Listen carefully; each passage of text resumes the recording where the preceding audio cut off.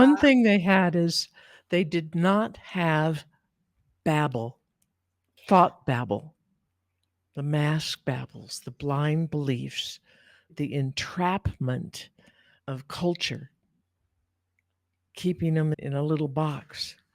They were just completely free of it and living that and seeing the world for what it was and how alive it was and how interactive, how beautiful, exquisitely beautiful.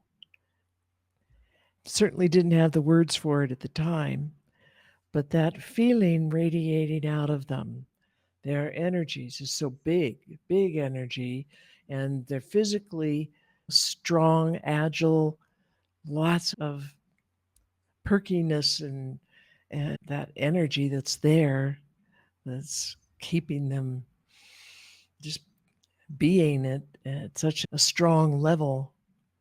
They wouldn't have any of that if they had the babble.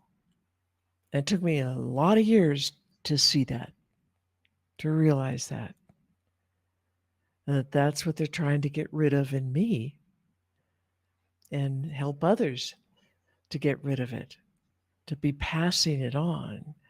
What they passed on to me was very specifically so that I could learn it as completely as I could learn it, so I could pass it on to others in my own culture, in my English language, and be accurate, not lose anything, and to teach that freedom for everybody because to them, this world's coming to an end and we need to be in a little bit more of a hurry to learn these things, to, as they would say, wake up.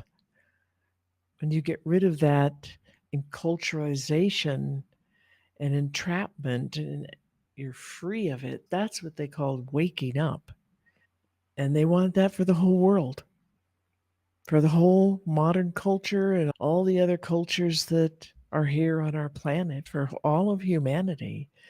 And what they said over and over, it's not impossible. It only takes one person to change the world. And that would be living what they're learning, spreading it out, and teaching in every way possible so that we hit that 100th monkey effect for all of humanity.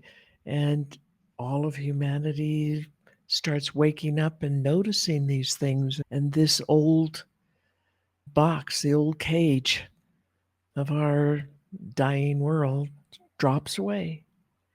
And when we can drop it away, let go of it, we can make a new world.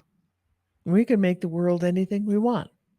They used to say, dream the dream. Dream the dream. What do you want in your new world? How would you like it to be? And they would emphasize that the world that's dying away is of the energy that is backwards and upside down, like a wheel, backwards turning wheel, and it destroys everything in its path and itself. And we're seeing the end. It's destroying itself. Here it goes. We cannot pick up a single piece from what has fallen apart on the old wheel. Not a single piece. We have to build the new world out of completely new thinking, new feeling, new ideas.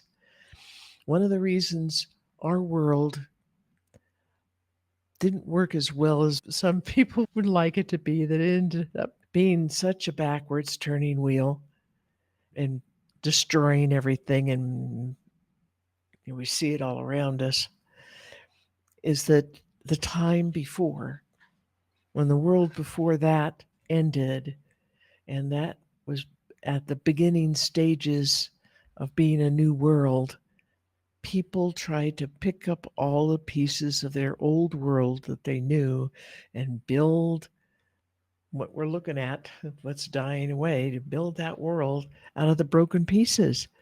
And it never works. And the world before that, they did the same thing. They saw it. They had memories of it. They knew what happened before them. It happened over and over again. And this time we can't do that. We can't let that happen. It has to be new ways of thinking, new ways of feeling, new ways of living, lots of heart centered.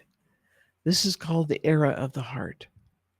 What's dying away is the era of the third chakra, which has a lot to do with power over others. It's, when it goes sour, it turns into power over others and destruction.